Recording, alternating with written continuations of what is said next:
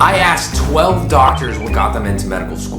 They shared their full applications, and these are my 7 favorite extracurricular activities. UCSF, UCLA, Northwestern, Vanderbilt, and University of Cincinnati love these extracurriculars so much, they turned those pre-meds into doctors. When I was a pre-med at UCLA, I felt like my extracurriculars sucked. They were generic, uninspiring, and I hated spending my Saturday mornings getting up at 6 a.m. for another hospital volunteering shift. If you feel the same way, these 7 extracurricular activities inspired me, and I hope that they do the same for you. Number 1, teaching assistant at the prison education program.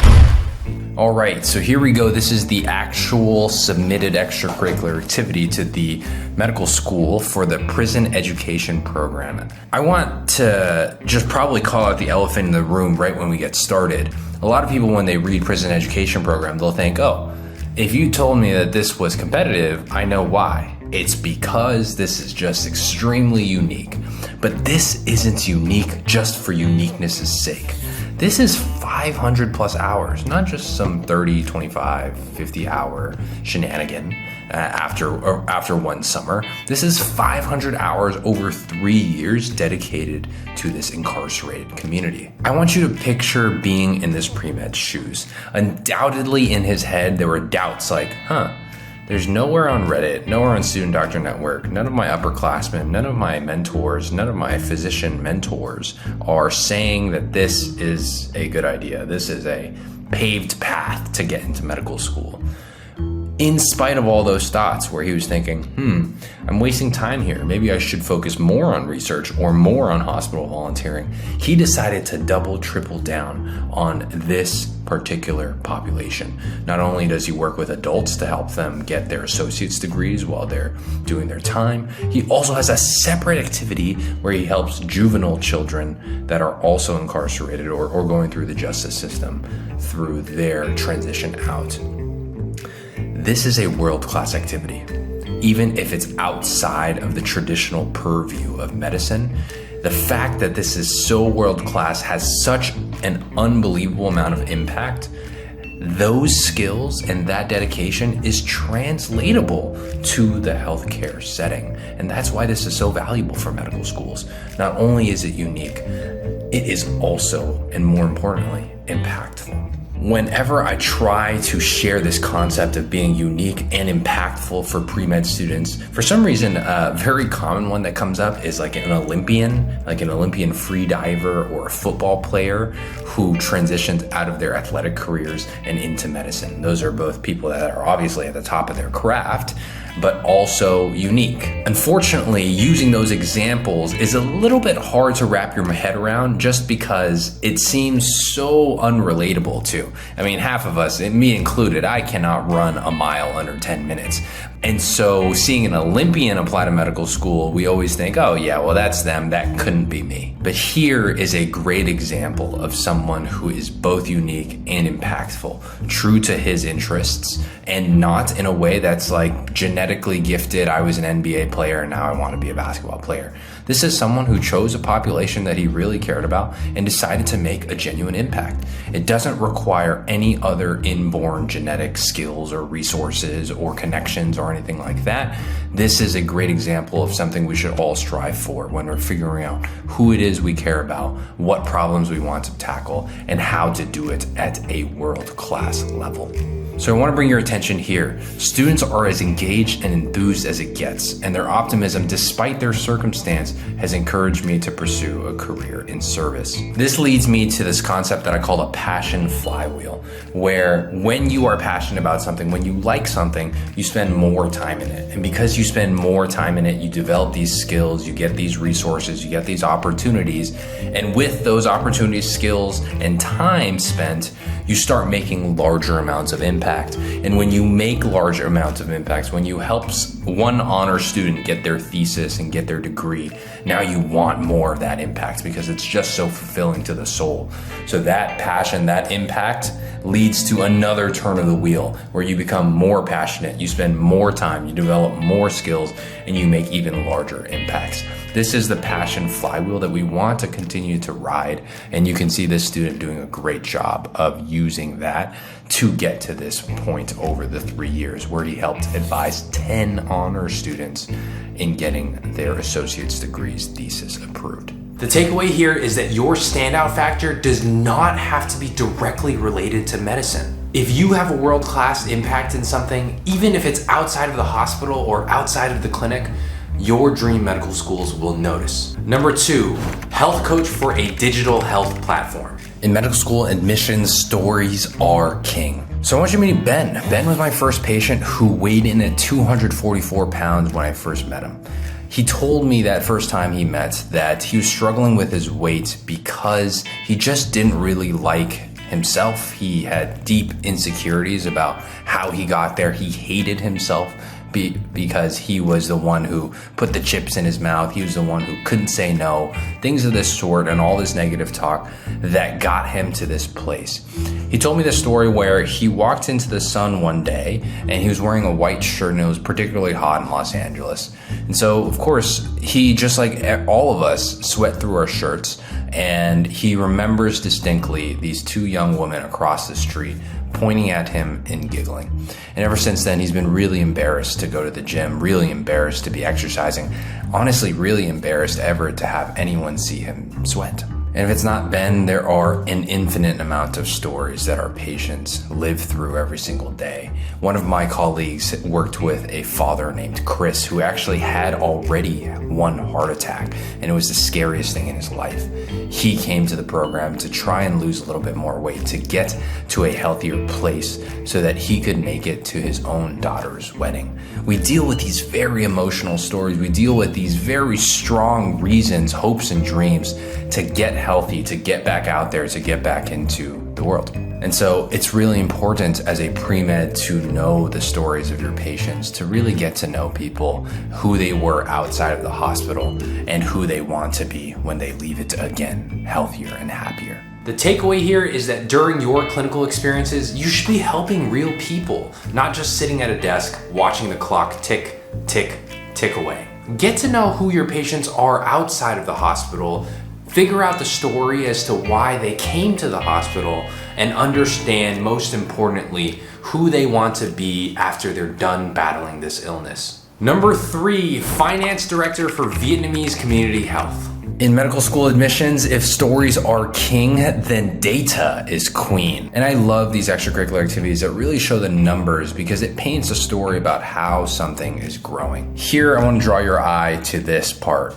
The average annual income of our 150 patients was $10,000 to $30,000. So you're really getting a sense of the type of people who come to our quarterly health fairs. 37% of them had 0 insurance, and 48% of them spoke little to no English. Remember, these are people that have very, very low incomes. They certainly qualify for some sort of insurance, but they don't likely have insurance because half of them speak little to no English, and a majority of them do not know how to navigate this complicated healthcare system that we have in America. And in addition to that, they're not the healthiest people. They are genuinely ill. 60% of them have hypertension, 33% of them have abnormal blood levels, and 10% of them have diabetic sugar levels. These are not the people that you really want not getting care, not having insurance, not seeing doctors on a regular basis. And we really understand this community off the back of the data that we get from these experiences. Just as much as these numbers describe the patients that we're working with, these numbers can also be used to explain your own impact. For example, here I've shared that I've applied for 12 funding bodies earning $20,386.08. That meant 3 healthcare venues for the year. That meant replacements for our blood pressure medications. That meant reusable blood sticks so that we can measure people's cholesterol and glucose levels. These numbers really share the exact amount amount of impact that I was able to have on the organization that year. The takeaway here is do not trust your memory, especially for the patients that you served early in your college years. Every single detail, from the auntie who was a rice farmer back in Vietnam to the uncle who doesn't want to hear his blood pressure because hearing the number will make it real. These details tell the story of an entire community, and you don't want to forget them when you're writing your written application. Number 4, my personal favorite, book club. This is honestly one of my favorite extracurriculars of all time. You can tell that it's so uniquely specific and genuine and authentic to this pre-med that really no other pre-meds, myself included, can ever really fully resonate with this. There's just so much to love here. Everything from being intentionally misnamed book club when it's really all about music, to becoming these professional music critics looking at production, repeatability, and cohesiveness, to coupling feelings like heartbreak with Adele, or graduation with electronic pop, or losing a life with Bruno Major's soothing voice. I think there's just so many details here that I personally would not be able to replicate, and certainly a lot of pre-meds would not be able to understand fully because they're not as into music. They don't have these book clubs. They don't have this unique microcosm of culture and personality that this pre-med has with her friends. This activity could have only been written by one pre-med on the planet, and I genuinely think that your most meaningful activities should be exactly that way.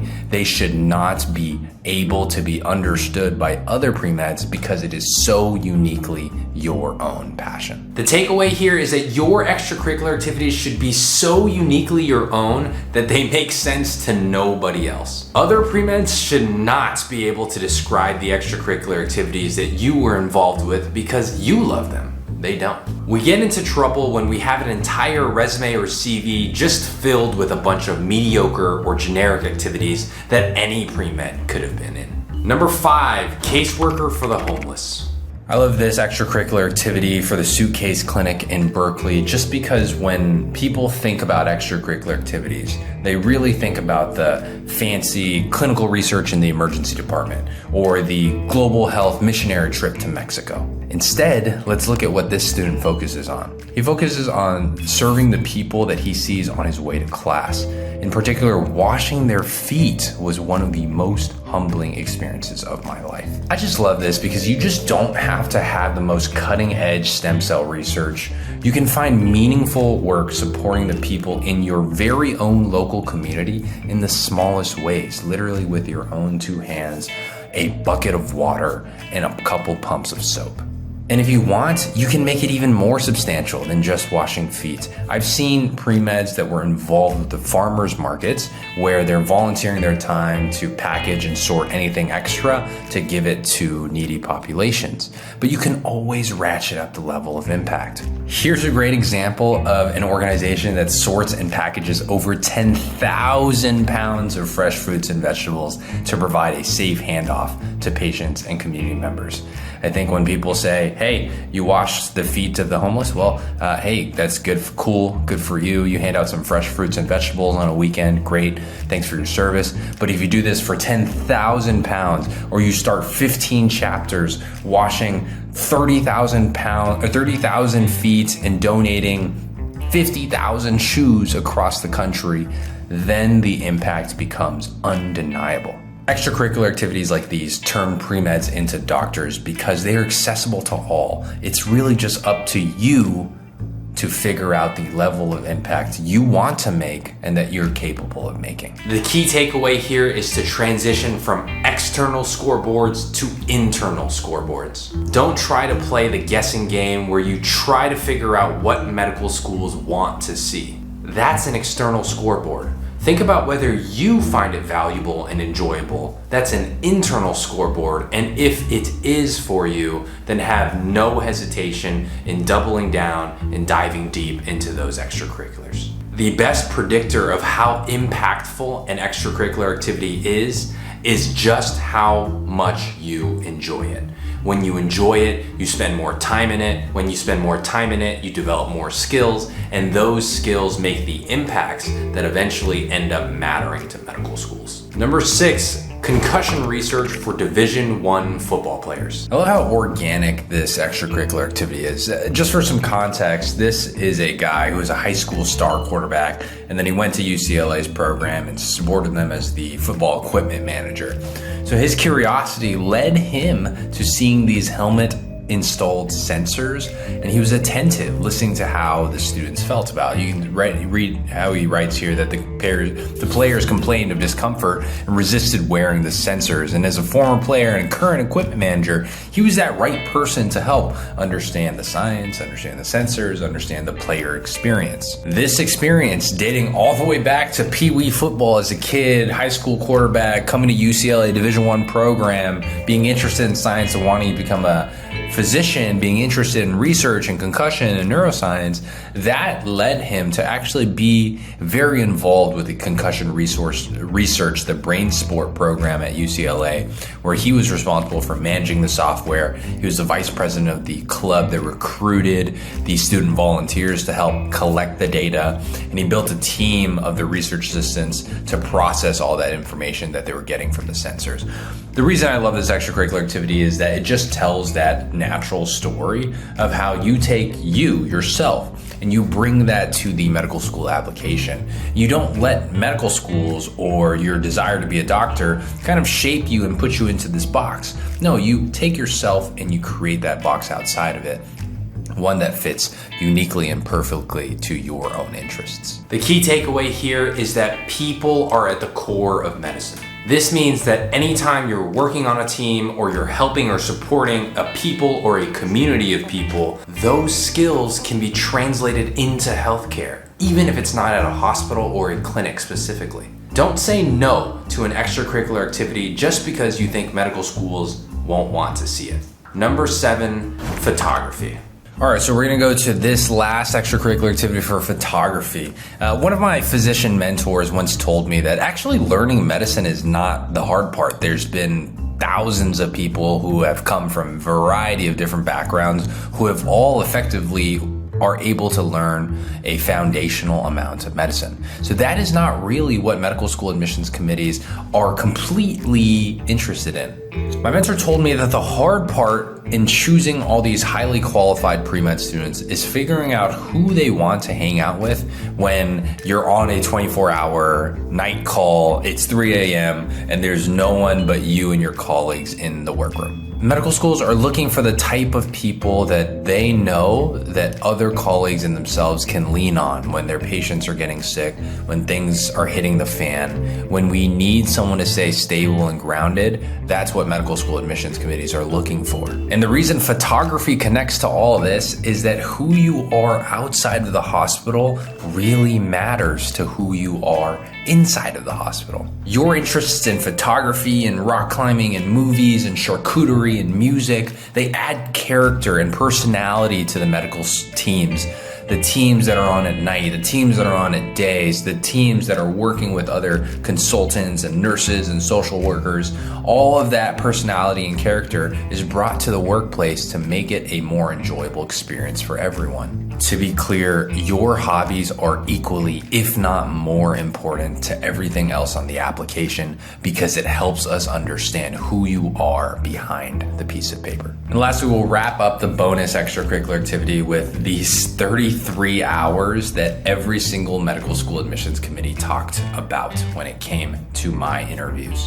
And it's not because I'm unique or I'm the greatest coach ever, although I have coached for 2 seasons and have won the championship twice for a total record of 18-2. It's because every time someone asks about it or reads about it, they can tell that I'm really passionate about it, that it's something that I genuinely want to do with my life and that I enjoy spending time in above all else. And to just kind of show you a sense of how involved I was in these kids' athletic careers. I actually had my mom, and we brought a tripod, bring a set of filming equipment so that we could record these games for the kids so that they could have it in perpetuity. I remember when I was a kid, I loved seeing myself playing on those old CDs that we put onto the computer, put onto the TV, and all the family would watch it together. I wanted these kids to have that same level of opportunity, to be able to watch what it was like for them to play basketball as a child, to be able to learn, even as a child, how to become a better basketball player, a better athlete. You can see, I even did Loom reviews of our games to share with students and with their parents what I saw that they and we as a team could be doing better. So you can see I'm just really doing film analysis for a bunch of 8 to 10-year-olds. And you can also see that I've muted the clip here, but just watch my facial expressions as I'm speaking to the students. I'm extremely engaged, asking my own brother to come up and serve as an example, showing them how to really be engaged in this game. We're not trying to be cool, walking around. We're really trying to win. We're really trying to enjoy the game. We're trying to play with a sense of purpose. I'm locking eyes with every single person, and I just love the amount of attention that they give you back. This is what I love about sports, and this is why I wanted to share my love for the game with all these children who showed up on a weekend to play for our team. The key takeaway here is that you are a person first and a pre-med second. Often, because the pre-med is so anxious, the person gets tucked away into the corner, and we want the opposite to be true. Never forget to share all that is so core to you. It helps us get a 3D understanding of the person behind the written application that you submit to medical schools. And we got a bonus for you, number 8, the youth basketball coach, my second favorite. The takeaway here is simple. Do what you love and you'll actually be more competitive for medical school. Most importantly, it'll make you happier. This video showed you 7 of my favorite extracurricular activities and a bonus one at the end as a thank you for watching. Still, you're going to want to make sure that you put everything together in a cohesive, complete way. My roommate Ben had a 3.8 GPA and a 517 MCAT score with 12 fantastic extracurricular activities and still earned 0 acceptances. This video here explains exactly why, and I'll see you there.